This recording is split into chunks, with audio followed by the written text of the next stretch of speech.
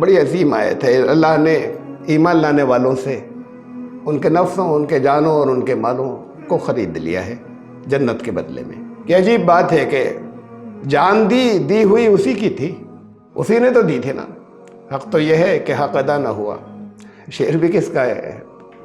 دن رات جو اپنے نشے میں ڈوبے رہا کرتے تھے، غالب کا شعر ہے. اپنی تھی کب کوئی چیز، کہا کہ اللہ نے خرید لیا، جنت کے بدلے میں خرید لیا. کہ جنت تمہاری، پہلے جان اور مال بیچ دو میرے ہاتھ. بیچ تو وہ چیز سکتے جو اپنی ہو، دوسرے کی تھوڑی بیچ دیں گے. اپنی تھی کب، وہ بھی اسی کی دی ہوئی تھی. تو کتنی عظیم بات ہے. کہا کہ اچھا ہم نے دی تھی، یہی بیچ دو ہمارے ہاتھ اور جنت خرید دو. اب یہ سودا جنہوں نے کیا، یہ سودا کن سے ہے؟ یہ سودا ہے ایمان والوں سے. کہ اب تمہاری جانیں اور تمہارے مال تمہارے اپنے نہیں تھے، اب تو بالکل نہیں بچے، ابھی سودا کر لو، اس کے بدلے جنت لے لو. تو اب اس کو کبھی اپنا نہ سمجھنا استعمال کے اعتبار سے. اور پھر کسٹوڈین بھی تمہیں ہی بنا دیا، ایسا رکھو اپنے پاس، جب ضرورت ہو اور استعمال بھی کرو اپنی ضرورتوں کے لیے. لیکن جب ہماری ضرورت پیش آئے اور جب دین کی ضرورت پیش آئے، تب یہ مت سمجھنا اس وقت کہ ہماری تھی. اس وقت بھی یہ سمجھا کہ ہماری تھی، تو پھر یہ خیانت ہے. تو پھر سودا کینسل، پھر سودا کیسا؟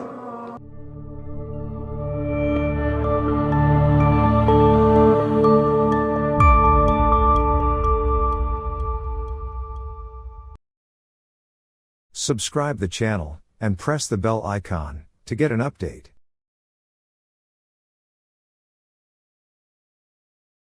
اعوذ باللہ من الشیطان الرجیم. بسم اللہ الرحمن الرحیم. لا یزال بنیانہ الذی بنوا ریبۃ فی قلوبہم الا ان تقطع قلوبہم واللہ علیم حکیم. جو عمارت انہوں نے بنائی ہے وہ ہمیشہ ان کے دلوں میں کھٹک پیدا کرتی رہے گی، سوائے اس کے کہ ان تقطع قلوبہم، ان کے دل جو ہے وہ پھٹ جائیں، ٹکڑے آپس میں قطع ہو جائیں، ٹکڑے ٹکڑے ہو جائیں. واللہ علیم حکیم، اللہ علم والا ہے اور حکمت والا ہے. سورہ توبہ کی آیت نمبر 110 9110 سے درس شروع ہو رہا ہے آج کا. اور یہ آیت حصہ ہے اصل میں سلسلہ، اسے میں دوبارہ دہرانا چاہوں گا. آیت نمبر 107 وہ جو مسجد زرار کے نام سے مشہور ہے. قرآن میں یہ تذکرہ ہے کہ والذین اتخذوا مسجدا ضرارا وکفرا وتفریقا بین المؤمنین، اور وہ لوگ جنہوں نے ایک مسجد تعمیر کی اور وہ مسجد، اس مسجد کے مقصد میں یہ 4 چیزیں بتائیں.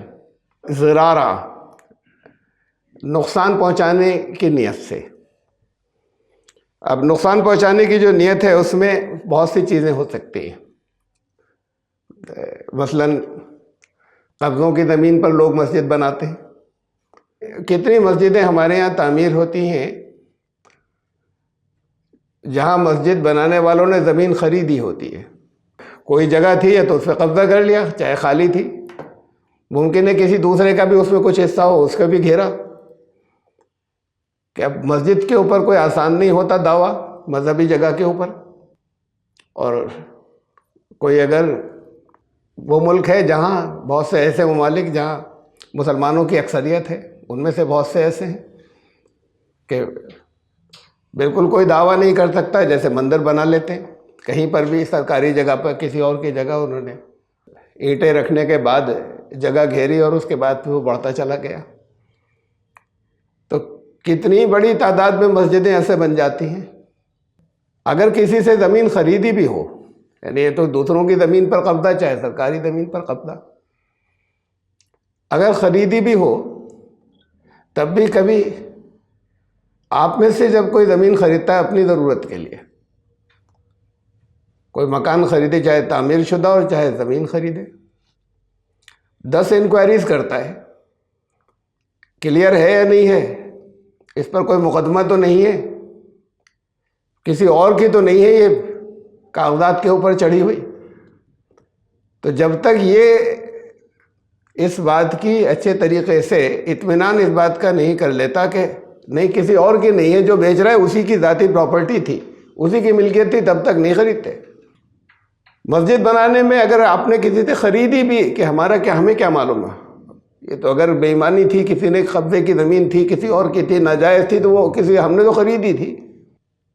تو جتنی تحقیقات اپنی ذاتی ضرورت کے لیے زمین خریدنے میں کرتے ہیں، کیا وہ سب کی گئی تھی؟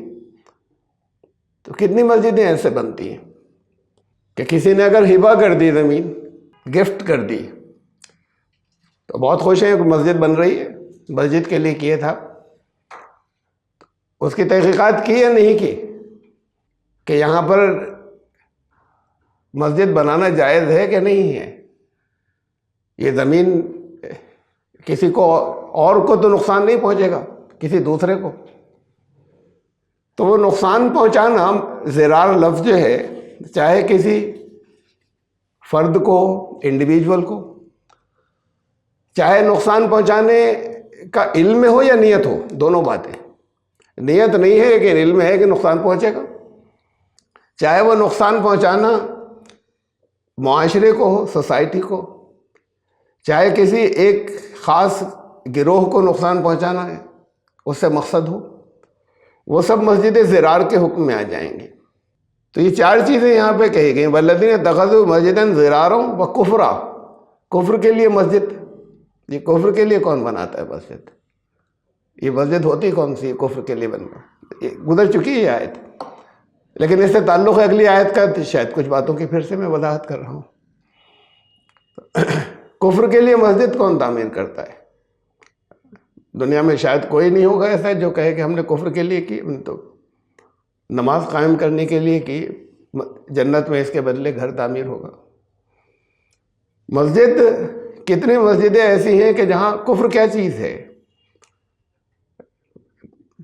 بہت سی چیزیں جن کا اطلاق کفر پر ہوتا ہے، لیکن بہت سامنے کی واضح بات ہے کہ اللہ کا کلام، اللہ کا قانون جو اللہ کی کتاب میں درج ہے، اس کے خلاف جو کچھ بھی کیا جائے گا جانتے بوجھتے، وہ سب کفر ہے، یعنی انکار ہے، واضح انکار ہے کہ اس کے خلاف جانتے بوجھتے کچھ کیا جائے جو اللہ نے، جو قانون اپنی کتاب میں درج کر دیا۔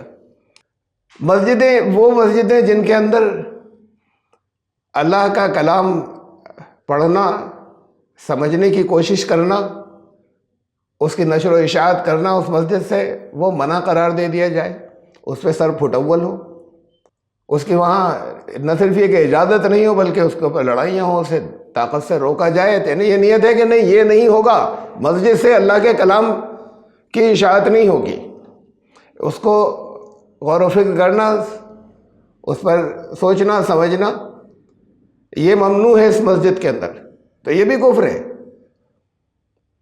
ورنہ اور مسجدیں کون سی ایسی ممکن ہے دنیا کے اندر کہ جہاں جس کی تعمیر کفر کے لیے ہو رہی ہو؟ وہ چیزیں جو کفر ہیں وہ اس مسجد کے اندر ہوتی ہیں۔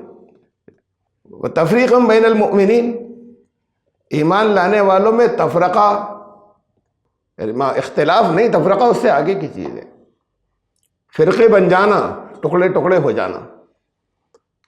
ایمان لانے والوں میں تفرقہ پھیلانے کی وجہ سے مسجد کی تعمیر ہو، جہاں لکھا ہوا مسجد پر کہ اس مسجد میں فلاں گروہ کے علاوہ کسی کے آنے کی اجازت نہیں ہے،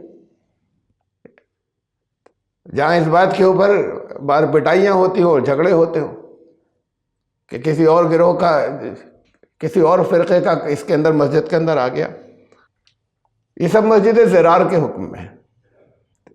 ایمان لانے والوں میں، اور فرقہ تو آپ جانتے ہیں، تو گزر چکی ہیں تفصیلات کہ، اور پچھلی مرتبہ میں نے تفصیل سے بتایا تھا، یہ تفصیل سے نہیں بتایا تھا، اور زیادہ تفصیل سے اس سے پہلے مختلف درسوں میں رکھ چکا ہوں، لیکن پچھلی مرتبہ بھی اشارہ دیا تھا آپ کو، اس کے اندر آیات کا حوالہ دیا تھا کہ فرقہ پھیلانا جو ہے، فرقے بنانا یا فرقوں میں تقسیم ہونا شرک کے ہم پلہ ہے، یا خود شرک ہے اپنے آپ میں۔ سورہ روم کی آیت کا حوالہ دیا تھا میں نے کہ فرقہ بنانا جو ہے وہ شرک ہے، فرقوں میں تقسیم ہونا شرک ہے۔ فرقہ کسے کہتے ہیں میں یہاں پر تفصیل نہیں رکھ رہا، بہت سمجھا چکا ہوں بہت مرتبہ، خود قرآن نے کسے کہا ہے کہ فرقے کب ہوں گے؟ کچھ اختلافات ہونا وہ الگ بات ہے، آپس میں اختلاف رائے ہونا، اور پھر یہ چوتھی وجہ جو بیان کی، وَإِرْصَادًا لِمَنْ حَارَبَ اللَّهَ وَرَسُولَهُ مِنْ قَبْلُ، تو چوتھی یہ کہ جو لوگ اللہ اور اللہ کے رسول سے برسر پیکار رہ چکے ہیں، جنگ کر چکے ہیں، ان کے لیے ان کے پناہ گاہ کی حیثیت رکھتی ہو، ان کی پناہ گاہ کی وجہ سے بنائی گئی کہ یہ جگہ ہے، مسجد ہے یہاں۔ ابھی تاریخی طور پر یہ چیزیں آ چکی ہیں، پہلے رسول اللہ صلی اللہ علیہ وسلم کے دور میں ایک مسجد اسی نیت سے تعمیر ہوئی تھی کہ ان لوگوں کو یہاں پناہ دی جائے۔ یہ ساری چیزیں تھیں جس کے بارے میں فرمایا میں، اور پھر اس کے بعد اس سے اگلی آیت میں کہا، حکم دیا کہ لا تقم فیہ ابدا، یہاں نماز نہیں جائز ہے، اب نہیں، کبھی نہیں، صرف اس وقت نہیں، وہاں نماز کے لیے اب تم کبھی کھڑے مت ہونا، لا تقم فیہ ابدا، ایسی جگہ پر۔ بڑی عجیب بات ہے، ایک بلڈنگ، ایک مسجد ہے، ایک مسجد ایک بلڈنگ ہے، اینٹ پتھر کی دیواریں، اس مقصد سے، اس نیت سے تعمیر کی جاتی ہے کہ یہاں پر ایک دین کا مرکز ہے، صلاۃ قائم کی جائے گی۔ قرآن نے کہا اس کی بنیاد تقویٰ پر رکھی جانی چاہیے، یہی آیت نمبر 108 109 کے اندر۔ تو ایک مسجد ہے وہ غلط نیت سے تعمیر کی گئی، ان مقاصد میں سے کسی سے جو ابھی میں نے بتائے، جو اوپر گزرے، جو کسی ایسی نیت سے تعمیر کی گئی، تو پھر اس کے اندر جس پر جن لوگوں کا قبضہ ہے انہیں ختم کر دو، انہیں گرفتار کر لو، ان سے اسے آزاد کرا لیجئے، اب پاک ہو گئی نا مسجد۔ تو یہ عجیب الفاظ ہیں۔ اس کے بعد جو اس سے اگلی آیت کے اندر آئے تھے پچھلی مرتبہ، لا تقم فیہ ابدا، اب یہاں نماز کے لیے کبھی کھڑے مت ہونا، اب اس مقام پر نماز کے لیے مت کھڑے ہونا کبھی۔ تو جگہوں میں بھی تقدس ہوتا ہے اور جگہوں میں نحوست ہوتی ہے، مقامات کے اوپر بے جان۔ یہ نہیں فرمایا کہ یہ جو مسجد ہے یہ تقویٰ پر اس کی بنیاد نہیں رکھی گئی تھی، اس میں کہا آگے آیت نمبر 108 میں اور 109 میں، مسجد تو وہی ہوگی جس کی، اسی کو مسجد کہا جائے گا جس کی بنیاد تقویٰ پر رکھی گئی تھی۔ تو ایسی مسجد جس کی بنیاد تقویٰ پر نہیں رکھی گئی، تو اس کو آپ آزاد کرا لیجئے ان لوگوں سے، طاقت ہو، جب معلومات ہو جائے تو ان لوگوں سے آزاد کرا لیجئے، وہ لوگ جو اس پر قبضہ کیے ہوئے ہیں اور اس کو غلط مقاصد کے لیے استعمال کر رہے ہیں۔ تاریخ بتاتی ہے کہ رسول اللہ صلی اللہ علیہ وسلم نے جانے کے بعد مسجد گرا دی، یعنی مسجد تھی ہی نہیں، مسجد کے حکم میں نہیں تھی جو یہ کہوں کہ مسجد شہید کر دی جیسے لوگ اپنی زبان میں استعمال کرتے ہیں۔ میں ان لوگوں کو پکڑ کے بے دخل کر دیا ہوتا، وہاں سے ہٹا دیا جائے، کوئی اچھے منتظم وہاں مقرر کر دیے جائیں کہ تمہاری نگرانی کے اندر یہ یہاں سے اچھے مقاصد اور نماز کا قائم کرنا، اس کے لیے یہ جگہ استعمال ہوگی۔ مسجد کو گرا دیا گیا، تو مسجد کو کیوں گرا دیا گیا؟ یعنی تاریخی بات بھی یہی ہے، الفاظ بھی یہی ہیں قرآن کے۔ اب یہاں تم صلاۃ کے لیے اس جگہ ابدا، ارے نسلیں گزر جائیں گی ابدا کے اندر، آگے کی نسلیں ہیں، کبھی یہاں پر نماز نہیں ہوگی اب اس جگہ، جانتے بوجھتے کسی کو علم نہیں ہو تو بات دوسری ہے۔ تو یہاں یہ ایک بہت عجیب پہلو ہے کہ وہ مقام جو ہے وہ نماز کے لیے صحیح نہیں رہا، مسجد کے لیے صحیح نہیں رہا، وہاں آپ ایک دوسری مسجد بنا لیے، صحیح وہ گرا دی تھی، پھر دوسری تعمیر کر لیتے، اور پھر گرائی بھی کیوں جائے جب دوسری تعمیر کرنا ہے تو اسی کو صاف ستھرا کر لیا جائے۔ لا تقم فیہ ابدا، وہاں پر مقامات میں تقدس ہوتا ہے، مقامات میں نحوست ہوتی ہے، یعنی بے برکتی والے مقامات ہوتے ہیں۔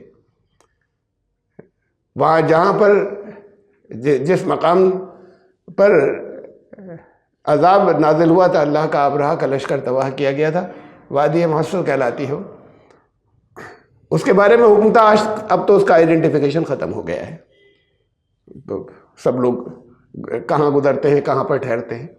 یہاں سے تیز گزر جانا، یہاں کوئی نہ ٹھہرے، اس جگہ ہے اللہ کا عذاب نہ ہے۔ وادی سمود کی بستی کے بارے میں بھی ہمیں یہ روایت ملتی ہے، وہ جائیں، وہ ان کھنڈرات کو دیکھیں، رکیں، وہاں پر وقت گزاریں، اس سے عبرت حاصل کریں، یہاں ٹھہرے نہیں، قیام نہیں کریں، جلدی گزر جائیں یہاں سے۔ تو وہ آرکیالوجی کے شاہکار ہیں، اور پھر ظاہر ہے کہ اس سے متعلق جو اس کی تاریخ ہے، عبرت کی تاریخ، اس سے بڑے عبرت کی تاریخ سے بہت مفید ہوگی، اس کے اوپر غور کریں، وہاں رکیں، وہاں سے گزر جائیں۔ تیز فرمایا۔ کچھ احد پہاڑ کے بارے میں احادیث ہیں، احد میں اس سے محبت کرتا ہوں، یہ ہم سے محبت کرتا ہے۔ تو یہ مقامات میں تقدس ثابت ہو رہا ہے، یا یہ کہ مقامات میں ثابت ہو رہا ہے کہ جو جگہ ایسی ہے کہ جہاں پر ایک مرتبہ اللہ کی طرف سے اللہ کا عتاب نازل ہوا، وہ اس جگہ کو بعد کے لیے بھی ممنوع قرار دے دیا۔ اب بعد میں آبادی بڑھ جاتی ہے، لوگوں کو معلوم نہیں ہوا یا پتہ نہیں ہے تو بات دوسری ہے، ورنہ جانتے بوجھتے وہاں پر نہ رکیں، اس جگہ کو الگ کر دیں، آئسولیٹ کر دیں، وہاں ٹھہرے نہیں، وہاں سے گزرنا ضروری ہے تو تیز گزر جائیں۔ ایسے ہی یہ الفاظ ہیں یہاں کہ اب یہاں پر تاریخی طور پر تو یہ کہ اس مسجد کو ڈھا دیا گیا، مسجد کے نام سے تعمیر ہوئی تھی جو جگہ، اور فرمایا کہ اب یہاں پر کبھی نماز کے لیے مت کھڑے ہونا، کبھی، آئندہ کبھی بھی، ابدا۔ مدینے کے اندر ایک وہ جو مسجد قباء ہے، اس کے پاس ہی یہ مسجد زرار جو ہے اس کے قریب ہی تھی، جو تاریخی طور پر وہ مسجد زرار اس کا نام پڑ گیا، جو کچھ منافقین نے اس مقصد کے لیے تعمیر کی تھی، اور رسول اللہ صلی اللہ علیہ وسلم کو معلوم ہوا یا بتایا گیا تو پھر جانے کے بعد اسے توڑوا دیا مسجد قباء کے۔ اب جب مسجد قباء کی توسیع ہوئی، ایکسپینشن ہوا، چھوٹی سی مسجد تھی، تھوڑے فاصلے کے اوپر یہ مسجد زرار تھی، اب ایکسپینشن ایک بار ہوا، دوسری بار ہوا تو بہت ہیوج ایریا کے اندر آ گئی، تو اسی مسجد کا ایک حصہ جو ہے وہ یہ بھی توڑ کر مسجد زرار بھی اسی میں شامل کر لیا گیا، وہ ایریا بھی اسی میں شامل کر لیا گیا۔ میں جب پہلی مرتبہ حج پر گیا تھا 1988 میں، تو وہیں پر رہنے والوں میں سے وہاں بہنوئی برادری نسبتی وہیں مدینے میں رہتے تھے، وہی لے کر گئے تھے، انہوں نے بتایا کہ یہ ادھر کا حصہ یہ جو ہے یہ مسجد زرار والا ہے، ادھر نماز نہیں ہوگی، یہاں نماز نہیں پڑھی۔ اب مسجد میں شامل ہے، کسی کو نہیں معلوم، مقامی لوگوں کو بھی جب نہیں معلوم، وہ وہاں پر 12 سال سے تقریباً 15 سال سے وہاں رہ رہے تھے، تو اتنے وہ پرانے تھے وہاں پر کہ وہ سب چیزیں جانتے تھے۔ کچھ عرصے سے 2 4 5 10 سال سے کوئی رہتا ہو، اسے بھی نہیں معلوم ہوگا، جتنے جانے والے ہیں انہیں بھی نہیں معلوم، ہر جگہ سب لوگ نماز پڑھ رہے ہیں، تو جن لوگوں نے اسے اس کے اندر شامل کیا وہ جانتے تھے، خوبصورتی اور توسیع کے لیے، ایکسپانشن کے لیے وہ حصہ بھی اسی کے اندر شامل کر لیا گیا۔ انہیں الفاظ سے کوئی مطلب نہیں کہ منع کیا گیا تھا کہ ابدا کے الفاظ ہے کہ اب یہاں کبھی نماز نہیں ہوگی۔ ترکوں نے یہ کیا تھا، جب ٹرکس نے جب سلطنت عثمانیہ کے دور میں، خلافت عثمانیہ کہلاتی ہے، انہوں نے وہاں پر لیٹرنز بنوا دیے تھے اس مقام کے اوپر جو مسجد زرار جس کا نام پڑ گیا تھا، وہ مسجد جہاں وہ جگہ جس کو مسجد کے نام سے بنائی گئی تھی، رسول اللہ صلی اللہ علیہ وسلم نے توڑوا دی تھی، وہاں انہوں نے یہ بیت الخلاء تعمیر کروا دیے تھے۔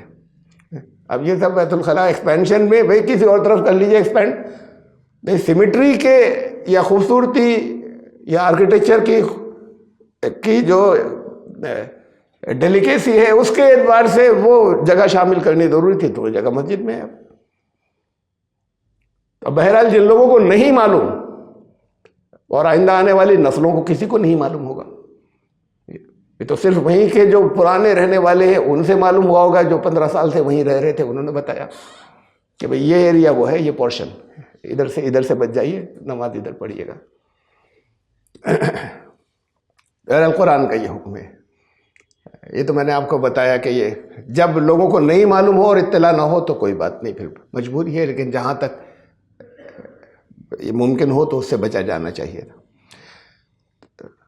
اس مقصد کے لیے جو مسجد بنائی گئی وہ مسجد جو ہے وہ مسجد نہیں ہے، وہاں پر نماز نہیں پڑھی جائے۔ پھر یہ آج کی آیت ہے، لا یزال بنیانهم الذی بنوا ریبۃ فی قلوبہم الا ان تقطع قلوبہم۔ جو عمارت انہوں نے تعمیر کی ہے وہ جو انہوں نے بنائی، اس کو پھر ہم جوڑیں اردو کے حساب سے، لا یزال بنیانهم ریبۃ فی قلوبہم، کہ کبھی یہ ختم نہیں ہوگا، جاری رہے گا ان کی تعمیر کے سلسلے کے لیے، ان کی جو کچھ تعمیر ہے اس کے ذریعے ان کے دلوں میں کھٹک تو رہے گی ہمیشہ، وہ کھٹک ہمیشہ رہے گی.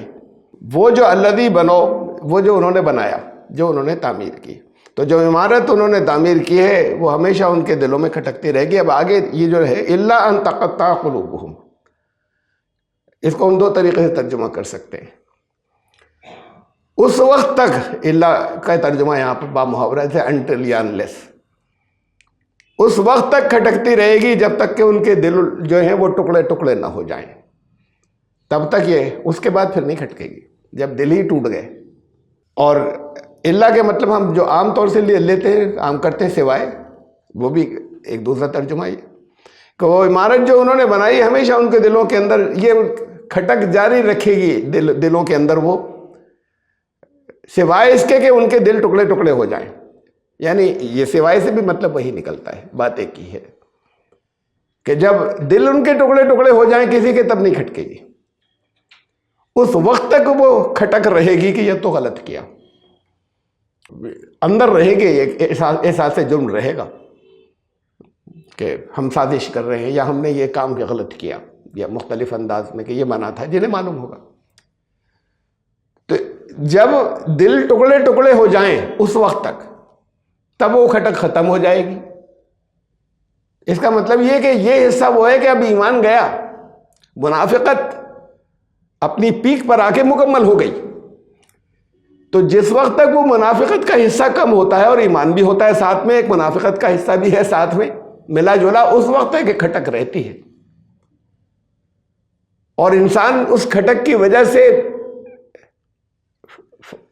یہ نہ کرے کہ پھر تنبیہ ہو جائے اس کو اور بچ جائے اس کھٹک کی وجہ سے، اپنے ضمیر کی آواز کو سنے اور بچ جائے ان چیزوں سے جو اندر کھٹکتی ہیں کہ ہم غلط تو کر رہے ہیں، یہ غلط تھا. ایمان لانے والے کے دعویٰ، ایمان کا دعویٰ کرنے والے لوگ، تو اگر اسے چھوڑ نہیں دے تو پھر ایک اسٹیج وہ آتی ہے کہ پھر وہ کھٹک ختم ہو جاتی ہے. اور یہ وہ اسٹیج ہے جہاں منافقت مکمل ہو گئی، ایمان نکل گیا. اس منافقت کے تو بہت سے گریڈز ہیں نا، سورہ بقرہ کے شروع سے آتا رہا ہے کہ وہ بھی منافق ہیں جن کی گنجائش ہے واپس پلٹنے کی، اور وہ بھی منافق ہیں کہ ان کے دل سیل ہو چکے، نہیں پلٹیں گے. اسی صورت کے اندر ابھی پچھلی مرتبہ کے شاید درس میں آئی تھی کہ وہ بھی ہیں منافق کہ جن کے لیے مارجن ہے کہ اللہ ان کی توبہ قبول کر لے، اور وہ بھی ہے کہ جن کی جہنم کے اندر سب سے نچلے درجے کے اندر ہوں گے، ان کے کفر کرنے والوں سے بھی نچلے درجے کے اندر، یہ دونوں طرح کے ہیں. تو جب تک وہ حصہ باقی ہے کہ وہ لوگ توبہ کر لیں، توبہ کی طرف پلٹ آئیں، اس وقت تک ان ضمیر میں کھٹک ہوتی رہے گی، اندر کھٹک رہے گی کہ کر تو ہم غلط رہے ہیں، اپنے نفع کے لیے، اپنے فائدے کے لیے. اور جب یہ کھٹک بھی بند ہو جائے تو پھر اب وہ سیل مکمل ہو گئی. یا اسی کو میں دوسرے الفاظ میں کہوں کہ جب کھٹک بھی باقی ہو جائے برائی کی طرف سے، تو پھر منافقت پوری ہو چکی، مکمل ہو چکی. واللہ علیم حکیم، اللہ کا علم حکمت کے ساتھ ہے. ایسے علم نہیں ہے جاننا اور پھر جاننے کے ساتھ میں اس کے اندر حکمت شامل ہے، وہ حکمت کے ساتھ میں علم والا ہے. ان اللہ اشتری من المؤمنین انفسهم واموالهم بان لهم الجنہ یقاتلون فی سبیل اللہ فیقتلون ویقتلون. اللہ نے، بڑی عظیم آیت ہے، اللہ نے ایمان لانے والوں سے ان کے نفسوں، ان کے جانوں اور ان کے مالوں کو خرید لیا ہے جنت کے بدلے میں، جنت کے بدلے میں خرید لیا ہے. کیا تشریحوں کے بہت سے موقعوں پر اس آیت کا حوالہ آتا رہا ہے، الگ الگ بہت سے اور دوسرے درسوں میں، دروس میں بہت تفصیل سے اس آیت کی میں تشریح الگ سے بھی کی ہے میں نے پہلے. لیکن چونکہ یہاں پر ترتیب میں قرآن مجید کے پہ جو ہمارا تشریح چل رہی ہے، اس میں ترتیب میں اس جگہ یہ آیت آئی ہے، تو اس لیے پھر بہت سی چیزیں وہ ریپیٹ یہاں پر ہوں گی جو آپ میں سے بعض لوگوں کے لیے ایسی ہیں کہ جو بہت مرتبہ بیان ہو چکی ہیں. کہ عجیب بات ہے کہ جان دی ہوئی اسی کی تھی، اسی نے تو دی تھی نا. حق تو یہ ہے کہ حق ادا نہ ہوا.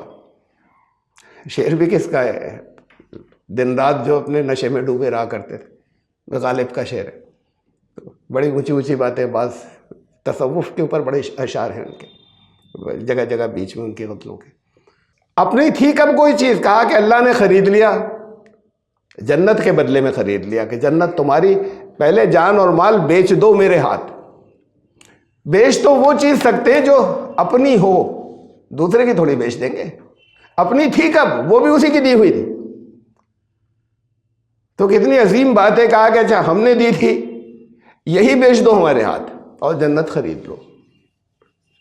اب یہ سودا جنہوں نے کیا، یہ سودا کن سے ہے؟ یہ سودا ہے ایمان والوں سے، کہ اب تمہاری جانیں اور تمہارے مال تمہارے اپنے نہیں تھے، اب تو بالکل نہیں بچے، ابھی سودا کر لو، اس کے بدلے جنت لے لو۔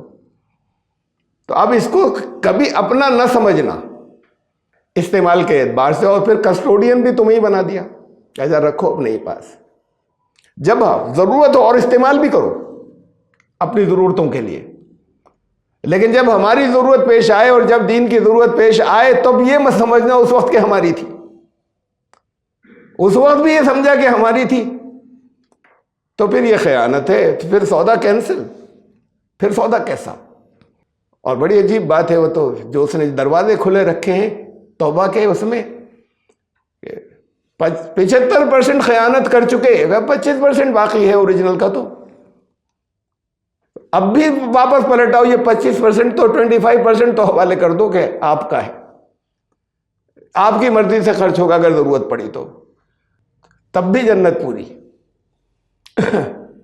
لیکن اگر کسی بھی اسٹیج کے اوپر وہ اس کے لیے جان ہماری جان، ہمارا نفس، ہمارے، اور اس میں پھر وہ سب شامل ہے جو ہمارے محبتیں، ہمارے بچے، ہمارے گھر والے، کہ جب دین کی ضرورت ہو تو پھر یہ حاضر ہے، اللہ آپ کے سودا کر چکے ہم، تو جہاں لگانا ہے وہاں لگا دو۔ یہ پورا، اگر مجھ سے یہ کہا جائے، بہت سے کئی طریقے ہیں جس سے ہم ڈیفائن کر سکتے ہیں کہ ایمان کیا ہے، کئی طریقے ہیں، اس میں سے ایک ڈیفینیشن جو ہے وہ یہ ہے، جو بہت قرآن شریف کے اندر بار بار دہرائی گئی ہے، کہ وہ جنہوں نے جان و مال کا سودا کر لیا وہ ہیں ایمان والے، اور جنہوں نے جان و مال کا سودا نہیں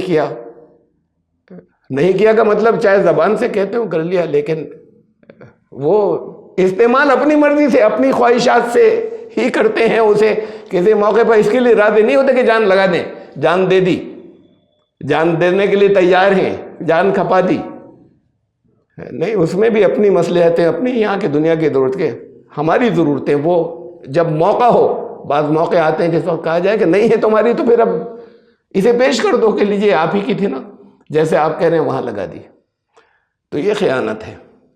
تو ایمان کی ایک ڈیفینیشن یا ایک تعریف جو ہے وہ یہ ہے، کئی طریقے سے ہم اسے ڈیفائن کر سکتے ہیں، ایک تعریف ہے، ایمان والے وہ ہیں جو اپنے جان و مال کا اللہ سے سودا کر چکے جنت کے بدلے میں۔ یہ دوسری طرف سے ہے کہ رسول اللہ صلی اللہ علیہ وسلم کے ہاتھ پر جب بیعت کی تھی، بیعت عقبہ ثانیہ، جس بیعت کا حال میں نے بہت سنایا ہے، کئی مرتبہ تذکرہ کیا، اس بیعت کی کئی شرائط تھی کہ تم لوگوں کو کیا کیا کرنا ہوگا، اس پر سوال یہ آیا تھا آخر میں کہ ہم یہ سب کریں گے، ہمیں کیا ملے گا؟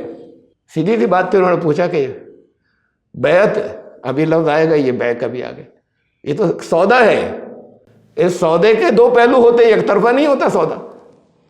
تو انہوں نے جب یہ بیعت ہو رہی تھی تو انہوں نے پوچھ لیا کہ یہ دوسرا رخ کیا ہے اس کا، ہمیں کیا ملے گا؟ یہ تو سب ہم دینے کو تیار ہیں جو آپ نے کہا، یہ سب ماننے کو، عہد کرنے کو تیار ہیں۔ تو یہ دو الفاظ تھے، وَلَكُمُ الْجَنَّةُ، تمہارے لیے جنت۔ یہ تھی یہ آیت، ان اللہ اشتری من المؤمنین انفسهم واموالهم بان لهم الجنہ۔ ایمان لانے والے تو سودا کر چکے، اللہ نے خرید لیا، جنت انہیں دے دی، اس کے بدلے میں خریدنے کے بعد ہے تو انہی کے کسٹڈی کے اندر، لیکن اب تمہاری نہیں ہے۔ تو جہاں، اور تمہیں اجازت بھی اس نے دے رکھی ہے، استعمال کی بھی اجازت دے رکھی ہے، لیکن جہاں اس کی ضرورت ہو، اس کے دین کی ضرورت ہو، وہاں پھر تمہارا حق نہیں ہے کہ اس میں خیانت کرو، ورنہ ایمان نہیں ہے۔ تو پھر یہ بھی ہوتا ہے، یقاتلون فی سبیل اللہ فیقتلون ویقتلون، کہ جب موقع آتا ہے، یہ نہیں کہ ایمان لانے والے مار کاٹ کر رہے ہیں، کوئی یہ مطلب تھوڑی آیت کا، ہر وقت وہ مار کاٹ کیا کریں گے، وہ ماریں گے، وہ مریں گے۔ وہ بھی موقع آئیں گے کہ جب اپنی جان دینی پڑے گی، جب جان لینی بھی پڑے گی اور جان دینی بھی پڑے گی، اس سے ہچکچانا اس وقت، تو اس کا مطلب اپنا سودا اپنی جان کا نہیں کیا تھا۔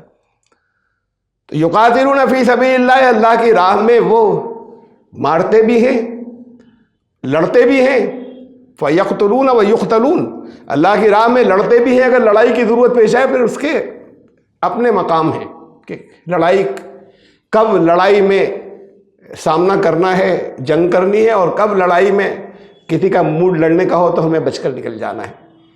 یہ سب الگ الگ مقامات پہ قرآن نے واضح کیے ہیں، بہت اچھے انداز میں جگہ جگہ آپ کے سامنے تشریح آ چکی ہے۔ تو جب ہو موقع جنگ کا تو پھر جنگ سے نہیں ہٹتے فی سبیل اللہ، اور اس درجے تک کہ پھر انہیں خوف نہیں ہوتا اپنی جانوں کا، نہ جان لینے کا خوف ہے نہ جان اپنی دینے کا خوف۔ فَيَقْتُلُونَ وَيُقْتَلُونَ، تو پھر وہ قتل کرتے بھی ہیں اور قتل ہوتے بھی ہیں۔ اس سے نہیں ڈرتے ایمان لانے والے۔ جسے یہ اچھے طریقے سے یقین ہو گیا، ایمان جس کا ہے اسے معلوم ہے کہ اب یہ ہمارے نہیں ہیں، اللہ کے دیے ہوئے تھے، اب ضرورت ہے اس جگہ پر، تو پھر وہاں جان جانے کا ڈر ختم کہ ہماری جان جائے گی۔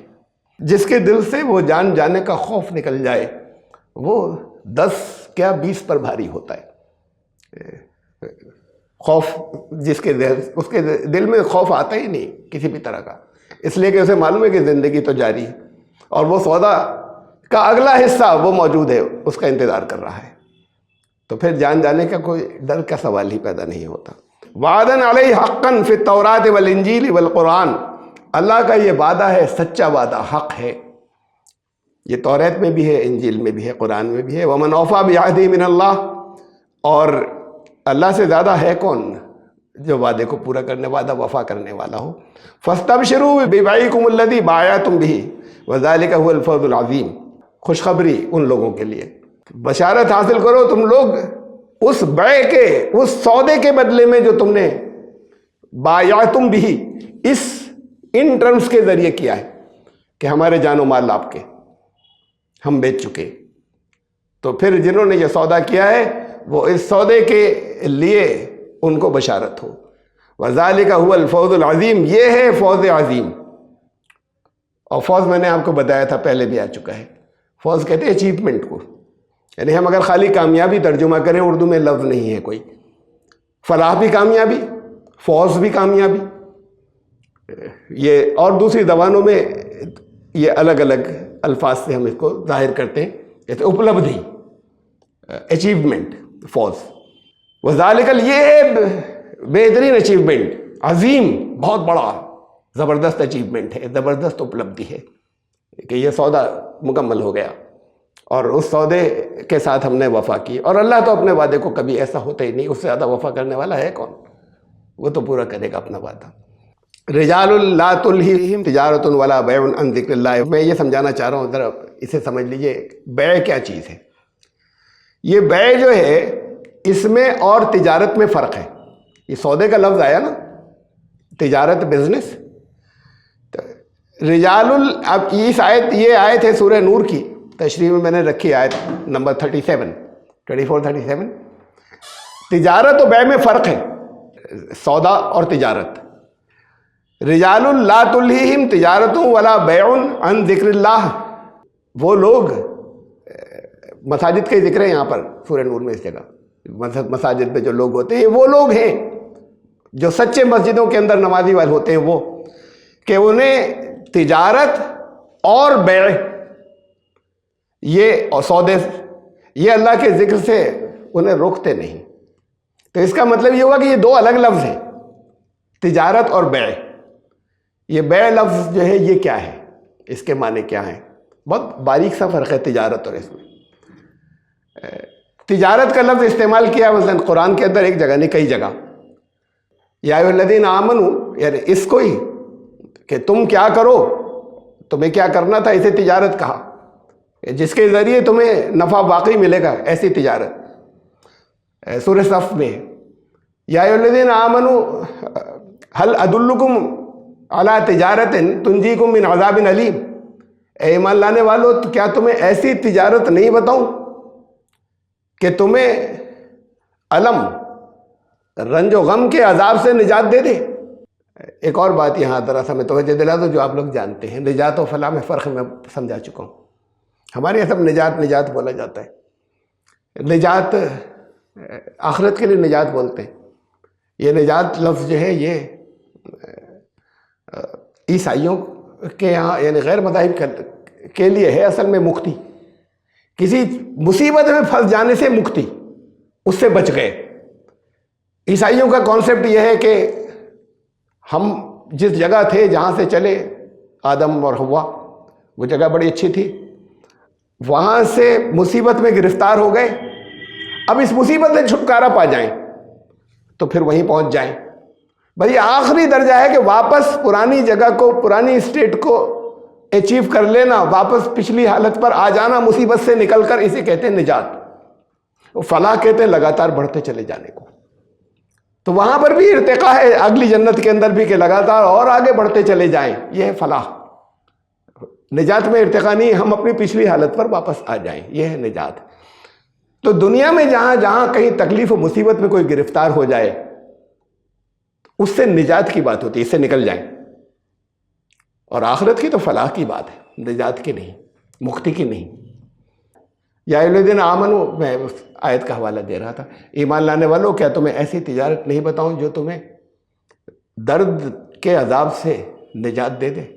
نجات دے دے تو یہ درد کے عذاب سے نجات، یہ اسی دنیا میں سے نجات دے دے، وہ پھر اس کے آگے ہے یغفر لکم ذنوبکم، تو پھر تمہارا اس ہوگا یہ کہ تمہاری جو غلطیاں ہیں اس کا خمیازہ نہیں بھگتنا پڑے گا، اس کے نتائج ہوتے انہیں اللہ اس سے محفوظ کرے گا، ڈھک دے گا، کوریج دے گا، تمہیں پروٹیکشن دے گا۔ اور آگے اور تو اسے تجارت بھی کہا، اور کہا تؤمنون باللہ، اسی وہیں پر وہ یہ ہے تمہیں کیا کرنا ہے، تؤمنون باللہ ورسولہ وتجاہدون فی سبیل اللہ باموالکم وانفسکم، کہ تمہیں اللہ اور رسول پر ایمان لاؤ اور جہاد کرتے چلے جاؤ، لگاتار جد و جہد کرتے چلے جاؤ اپنے جانوں سے اور اپنے مالوں سے اللہ کے راستے میں، یہ ہے وہ تجارت۔ تو تجارت کا تذکرہ کیا۔ میں تجارت و بیع کے فرق کی بات کر رہا تھا، تجارت و بیع میں فرق کیا ہے، یہاں بیع کی بات آئی۔ بیع کے قرآن میں بیع لفظ یا عربی زبان میں استعمال ہوا ہے بہت سی جگہوں پر، خریدنے کے لیے بھی، خریداری کرنا، بیچنے کے لیے بھی استعمال ہوا ہے بیع لفظ، بیچنا۔ اچھا، تجارت میں خرید فروخت دونوں ہوتی ہے، خریدنا بیچنا، یہ دونوں اس کے اندر اس میں ہوتی ہیں، لیکن کمپریہنسو بیع کا استعمال ہوا ہے، لیکن بیع کا اصل مطلب ہے کوئی سودا ہو جانا، کوئی سودا کرنا یا سودا ہو جانا، جس میں بیچنا خریدنا دونوں انکلوڈیڈ ہیں ایک ساتھ، وہ ہے سودا۔ اس سودے میں اور تجارت میں فرق کیا ہے دونوں کے اندر، بیع میں اور اس میں؟ تجارت میں بھی خرید فروخت ہوتی ہے، لیکن تجارت میں بنیادی جو اصل زور ہے یا ایمفیسس ہے یا نمایاں ہے وہ ہے خریدنا بیچنا۔ ضروری نہیں کہ کوئی معاہدہ ہوا ہو، کوئی بھئی ہم گئے یہ کتنے کی ہے، یہ پیسے دیے لے لیے، یہ تو ایک آدمی کی بات ہوئی۔ ہم زیادہ بڑا مال خریدنے کے لیے جا رہے ہیں، کہیں پر ایسا ہو سکتا ہے کہ بہت باقاعدہ کوئی ایگریمنٹ نہیں ہو، کتنے کا ہے ہمیں نہیں پسند آیا، کسی اور جگہ یہ کتنے کا ہے مال، اتنے کا ہے، خرید لیا، یہ پیسے لو۔ تو تجارت کے اندر یہ حصہ اوپر ہوتا ہے، ایگریمنٹ ضروری نہیں ہے کہ معاہدہ بھی ہو کوئی۔ تجارت بھی نقد بھی ہو سکتی ہے، ادھار بھی ہو سکتی ہے، جب پیسے بات کو بھیج دیں گے، اتنے ابھی لے لیجئے ایڈوانس، باقی بات کو بھیج دیں گے۔ بیع کے اندر یہ پہلو زیادہ نمایاں ہے، خرید فروخت یہاں پر بھی ہے، لیکن ضروری نہیں کہ وہ دنیا کے ساز و سامان کی خرید فروخت ہو، یہ ضروری نہیں۔ بیع کے اندر جو ہے وہ سودا، اس کے اندر معاہدے والا حصہ جو ہے وہ غالب ہے، وہ ڈومیننٹ ہے۔ خرید فروخت یہاں پر بھی ہے، بزنس اس کے اندر بھی ہے، خریدنا اور بیچنا، لیکن زیادہ اہمیت جو ہے وہ نمایاں وہ ہے عہد کی، ایگریمنٹ کی، کہ ایک ایگریمنٹ ہو گیا کسی سودے کے لیے کہ کس کس طریقے سے کیا کیا ہم کیسے کیسے ادا کریں گے، یہ ایگریمنٹ آپس میں معاہدہ ہو گیا، چاہے زبانی ہوا چاہے لکھ کر ہوا، یہ جو ہے یہ بیع ہے۔ تو اس کا میں نے فرق سمجھایا تھا آپ کو، اس میں دیکھیے یہ بیع، اسی بیع سے بیعت بنا ہے، بیعت اپنے آپ کو بیچ دیا۔ ان الذین، یہ سورہ فتح کی آیت ہے، آیت نمبر 10، ان الذین یبایعونک انما یبایعون اللہ، اے نبی تمہارے ہاتھ پہ جنہوں نے بیعت کی انہوں نے اللہ کے ہاتھ پہ بیعت کی۔ ید اللہ فوق ایدیہم، اللہ کا ہاتھ ان کے اوپر ہے۔ فمن نکث فانما ینکث علی نفسہ، تو اب جس نے بھی اس معاہدے کو توڑا، یہ ایک عہد ہو گیا، جس نے اس عہد کو توڑا، اس ایگریمنٹ کو توڑا، اس کانٹریکٹ کو توڑا، اس کا وبال جو ہے وہ اسی کے اوپر، وہ خود اسی کے اوپر وبال ہوگا اس کا۔ تو یہ جو ہے یہ بیعت، تو یہ بیعت جو ہے یہاں پر کوئی دنیا کی چیزیں خریدنے بیچنے کی بات نہیں ہو رہی، اپنے آپ کو بیچ دیا۔ یہ سورہ فتح کی، اور اس میں ومن اوفی بما عہد علیہ اللہ فسیؤتیہ اجرا عظیما، اللہ سے زیادہ ہے کون جو اپنے عہد کو پورا کرنے والا ہو، اور وہ اس کا بالکل صحیح بدلہ جو ہے اجرت، وہ بہت زبردست اجرت جو ہے وہ عطا کرے گا، اس کے بعد بڑا عنقریب بہت بڑا اجر جو ہے وہ دے گا۔ اب یہ جو بات آئی تھی اس کے اندر کے آیت کے اندر پیچھے کہ یہ توریت میں بھی ہے، انجیل میں بھی ہے، قرآن میں بھی ہے، یہ وعدن علیہ حقاً فی التوراۃ، اللہ پر یہ لازم ہو گیا ہے، وعدن علیہ حقاً، یہ اللہ پر واجب ہو گیا ہے، یہ اللہ پر لازم ہو گیا ہے، یہ اللہ نے اپنے دل میں یہ وعدہ لے لیا ہے کہ جو ایمان ان کے لیے جنت ہے جو اپنے جان و مال جو ہے اس کا سودا کر چکے۔ تو کیا فرمایا کہ یہ وعدہ جو ہے یہ توریت میں بھی ہے، انجیل میں بھی ہے، قرآن میں بھی ہے۔ اب ہمیں جہاں پر جس شکل میں یہ وعدہ مل رہا ہے، حضرت عیسیٰ نے اسے کہا You shall love the Lord your God with all your heart and with all your soul and with all your mind. This is the greatest and first commandment. سب سے سن لو، سب سے بڑا حکم جو ہے پہلے نمبر کا وہ یہ ہے کہ تمہیں اپنے خدا سے تمہارے محبت ہو جائے، وہ محبت جو ہے وہ تمہارے تمام پورے دل سے ہو، تمہاری پوری روح سے ہو، اور تمہارے پورے مائنڈ اور دماغ سے ہو، مکمل۔ یہ ہے مکمل اپنے آپ کو سیل کر دینا، اپنے نفس کو حوالے کر دینا، جو حضرت عیسیٰ نے کہا تھا اور کہا کہ یہ ہے پہلے نمبر کا حکم کہ مکمل تمہاری جان کی ہر سے متعلق ہر چیز، تمہارا دل، تمہاری جان، تمہاری روح اور تمہارا دماغ، یہ سب ان سب کے ساتھ اللہ سے محبت تمہاری۔ مرقس کی انجیل ہے، mark, if anyone would come after me let him deny himself۔ حضرت عیسیٰ نے کہا میرے ساتھ آنا کوئی چاہے اگر، پہلے تو اپنے آپ سے انکار کرے، خود سے کہ میرے پاس کچھ ہے، میں کچھ ہوں، پہلے تو اس سے اپنے اس کو نگیٹ کرو، اس کو ہٹاؤ اپنے پاس سے۔ And take up his cross, اپنی صلیب اٹھا لے وہ خود۔ مقصد یہ کہ اپنی جان حوالے کر دے کہ میں تو جان دے چکا، ہر وقت رکھی ہوئی، یہ صلیب رکھی ہوئی کا مطلب یہ محاورہ تھا اس دور کے اندر، پہلے صلیبیں دی جاتی تھی کہ اپنی صلیب خود لے کر چلو، اٹھا کر چلو، یعنی ہر وقت جان جو ہے وہ حاضر ہے کہ جہاں ضرورت پڑے گی وہاں جان حاضر۔ تو اپنی جان کو اینڈ فالو می، اور پھر میرے ساتھ آ جائے، تب ہوگا میرا ساتھی، ورنہ نہیں ہوگا۔ Gospel of Saint Matthew chapter 5 اور verse number 10 5:10 Blessed are they which are persecuted for righteousness sake, for theirs is the kingdom of heaven۔ یہ جنت کی سرزمین، یہ خدا کی بادشاہت ان لوگوں کے لیے ہے کہ جو ستائے گئے، جن کو دکھ دیے گئے، جن کو پریشان کیا گیا، جن کو اذیتیں دی گئیں سچائی کے راستے میں۔ ڈیٹرونومی 7:9، ڈیٹرونومی کتاب استثناء اردو میں کہتے ہیں، ڈیٹرونومی جو انگریزی کے اندر جو کتاب ہے ان کی، توریت کے اندر ہے، یہ نمبر 9 کے اوپر ہے، know therefore that the Lord your God is God. تو خوب اچھے طریقے سے سمجھ لو کہ تمہارا مالک حقیقی خدا بس ایک ہی خدا ہے۔ He is the faithful God keeping his covenant of love to 1,000 generations of those who love him and keep his commandments۔ اس نے اپنا عہد جو ہے وہ نسل در نسل، ہزاروں نسلوں تک بھی وہ عہد قائم رہے گا اللہ کا، اگر اس کے احکامات کی تعمیل کریں گے۔ تو وہ خدا جو ہے تمہارا اصل مالک وہی ہے، اور اس نے کچھ عہد کر رکھا ہے، کچھ تم سے معاہدہ لیا ہے، اور وہ اپنے عہد کے اوپر قائم ہزاروں نسلوں تک بھی رہے گا، بشرطے کہ اس کے احکامات کی تعمیل ہو۔ یہ تھا کووننٹ، اور یہ تھا معاہدہ کہ تم، قرآن نے کہا نا، اوفو، بنی اسرائیل ہی کو مخاطب کر کے، اوفو بعہدی اوفی بعہدکم، مجھ سے جو عہد کیا ہے تم پورا کرو، تو تم سے جو وعدہ کیا ہے وہ میں پورا کروں گا۔ یہ دو طرفہ ہے، یہ یک طرفہ نہیں۔ ایکسوڈس بک کا نام ہے، یہ بھی توریت کا ہوا، کتاب خروج اردو کے اندر کتاب ہے، اور اس میں ہندی میں ہے، ہندی بائبل میں اس کا نام ہے نرگمن، خروج۔ Exodus 19:5, chapter 19 verse number 5. Verse number 5 है, now therefore if you will Indeed ओबे my voice and keep my covenant. और देखो फिर अब बता दिया तुम्हें, तो अगर तुमने जो कुछ मैंने कहा है मेरी आवाज़ पर चले और जो मुआहदा किया है, कवनेंट मीसाक, जो मुआहदा किया है, अगर उसकी पाबंदी की, you shall be my treasured position among all people, तो फिर तमाम लोगों के अंदर तुम मेरे लिए ऐसा होगा कि जैसे मेरे ज़ाती ख़जाना हो. बाकी दुनिया वालों के मुकाबले में मैं तुम्हें ऐसे रखूँगा. Of all people for all the earth is mine, इसलिए कि सारी ज़मीन है मेरी, तो फिर मैं तुम्हें सबसे ऊपर रखूँगा. ये था मुआहदा. ये मुआहदा दो तरफा था जिसका कुरान ने जिक्र किया कि अल्लाह से ज़्यादा कौन वादा अपना वफा करने वाला है. तुम उस जो अपने आप को, इसमें पहली चीज़ थी कि अपने जान और माल, कुरान ने उसके बहुत क्लियर कट अलग अलग दो हिस्सों में वजाहत किए.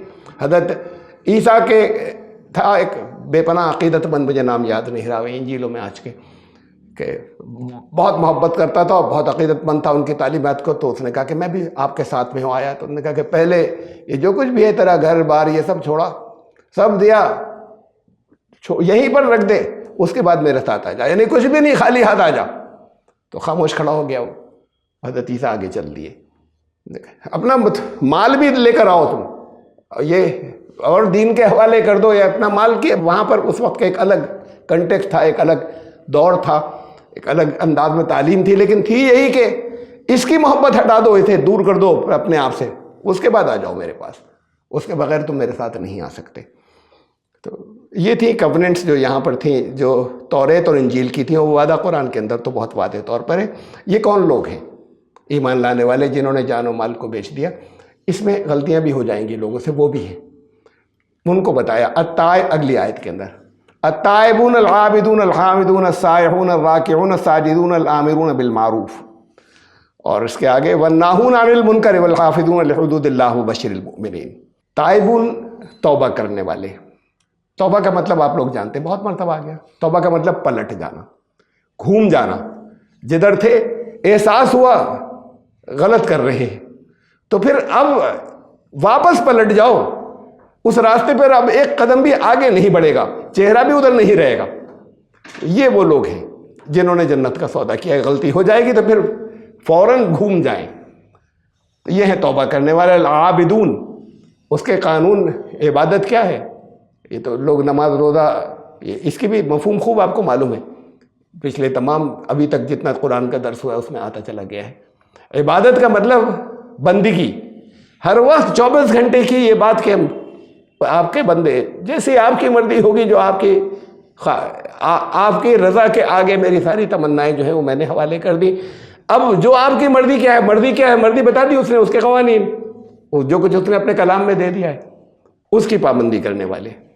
अल-हामिदून, हम्द करने वाले. हम्द का क्या है?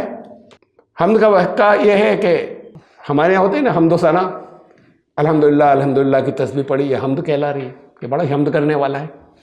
हम्द का मतलब ही ठीक से नहीं समझते लोग. हम्द का मतलब है, देखिए एक लफ्ज़ है हम्द, और यही 3 लेटर्स हैं.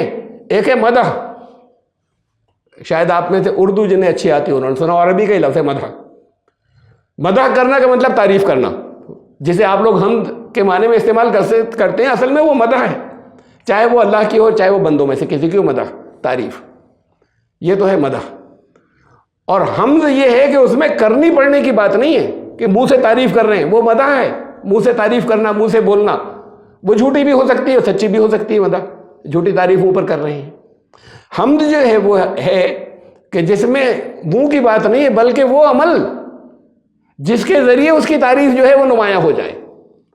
अल्लाह की तारीफ़, अल्लाह की अज़मत लोगों पर नुमायाँ हो जाए. ऐसे अमाल जिससे हर एक के जहन से उसकी तारीफ़ निकलनी शुरू हो जाए, वो असल में उसे कहते हैं हम्द, कि हम्द की हमने.